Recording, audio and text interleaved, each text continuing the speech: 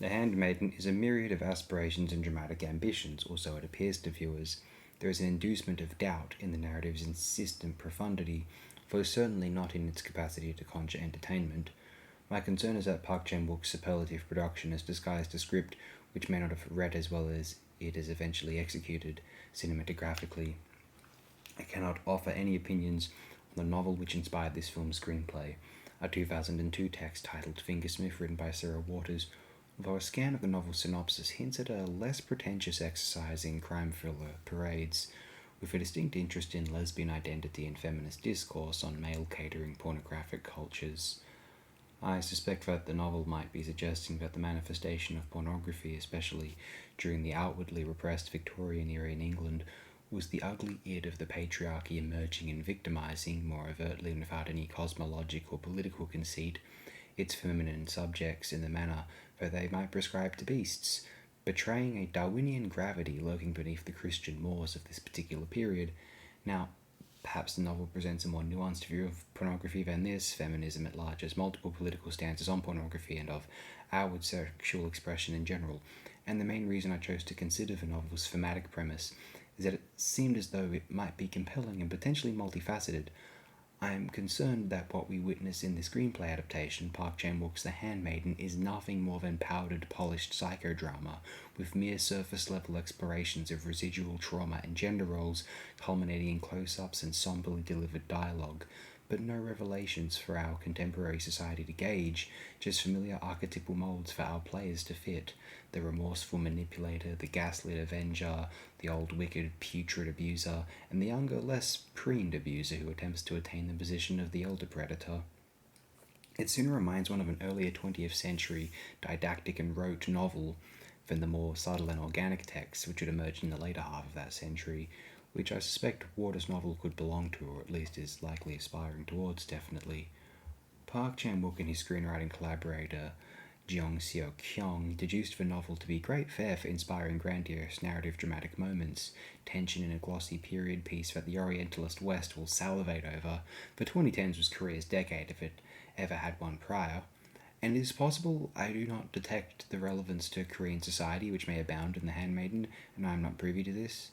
Yet surely if I can gauge a universal distillation of suffering which concerns both the former societies of Korea and the contemporary, as well as the history of human civilization in general, and wherever it manifests in the now, from Lee Do-young's Spinning the Tales of Cruelty Towards Women from 1984, the incomparable humanism of the magnificent master Zhang Lu, a Chinese-Korean visionary who may be the finest filmmaker currently alive, or any of Ki-duk Kim's films, is there a reason I ought to expect cultural confusions regarding 2016's The Handmaiden from the very Western-aware Chan-wook especially? I consider how powerful and ruthless 1967's Guest Who Arrived by the Last Train is, directed by Yoo Hyun-mok and written by Lee Sang-hyun and Lee Yun-seong, remains an unforgiving and highly universal, relatable drama about the flatlining of human suffering, no matter what one's walk of life, in a manner that is comparatively uncontrived, believable, and unsentimental when considering most mainstream film dramas from any culture anywhere. Be careful with your period pieces. They dazzle film critics, but the audience can often forget why the psychological examinations have a relevance to the present outside of the predictable people are ugly tract. Because I suspect the screenwriters have forgotten too. The fact of the matter might be that Park Chan-wook and Jeong Seo-kyung are not great screenwriters. All of her works of Chan-wook have script problems. Lady Vengeance just sets up events in order to enable a grisly take-that-world conclusion. I'm a Cyborg, but that's okay, is the most frenetic, self-appreciating manifestation of millennial-era overabundant, uncritically indulgent behaviour. First is very well executed, again, but lacks truly arresting characters compared with Ferreira's The Addiction, Jarmusch's Only Lovers Left Alive, Tony Scott's The Hunger, or even Coppola's Dracula from the early 90s. Moving on then to The Handmaiden, it feels like a film which is aspiring for the art film narrative tropes which Western and perhaps Korean too critics appreciate and publicly laud. This is potentially distinct from the novel with which it draws inspiration from, and it does not take away how expert Chan-wook is at elevating his material into filmic hypnosis.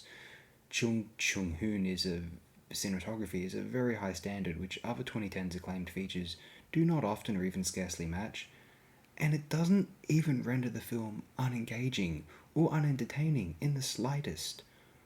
Although as an act of profundity and psychological revelation where gender roles, erotic media, or sexual repression are concerned, The Handmaiden has less to say than 2023's Poor Things, Todd Haynes' Carol, its contemporary of the mid-2010s, Sarah Polley's Women Talking from 2022, or perhaps even 2024's Furiosa. Let's throw that out there too. The Handmaiden was expertly well made, and is undeniably an engaging psycho thriller, although its alleged status as a seismic treatise on gender relations, the patriarchy's malevolence, or possibly even Korea's own cultural history, is generally undeserved, if it has ever been considered this beyond the initial hype of its 2016 release, an era which was the culmination of a banal mediocrity which mutilated excitement via the most cap-realist of numbing agents, that being the fear of not fitting in amongst our new pseudo-utopian social media epoch. The 2010s as a decade was a major embarrassment for more or less everyone involved, and we'll improve a lot as a society once we come to terms with this unavoidable fact. The Handmaiden was no more psycho-philosophically profound than Lady Vengeance had been, or First, or I'm a Cyborg, were in regard to their female characters, and since The Handmaiden was clearly attempting to be more, this is a mild disappointment. But it also might be Chan-wook's second finest feature after Oldboy, because as far as the basic psycho thrillers go, this one is well plotted, mostly unpredictable, and certainly aesthetically intimidating, plausibly ever composed of this sort of bracket. The fact is, the film received acclaim because it played it safe. On the critics' terms, on the terms of popular internet film festival world cinema enthusiasts, and it deserves a great deal of admiration, but if films keep coming out like The Handmaiden, I'll have to encourage a revolt. 2016 ought to have been the last year where we were willing to remotely tolerate these tailored, careful, uncontroversial, formalist pleas to critical endorsements, and from a director who had received more than enough of them to actually try to experiment again at that, for maybe a welcome change of pace. Now, I insist I do heavily admire the film's evident successes, but only where they genuinely manifest, and not just indications of what it would be preferred to be considered. You really wanted to make a film that was more acclaimed than Oldboy, but I don't think that's ever going to happen. I hope it does, that being said. Well, especially if I actually agree with the statement that it would be superior to Oldboy. That hypothetical critical backing. Anyway, we'll conclude it here. Thank you, everyone. Appreciate it really so very immensely. Thanks again.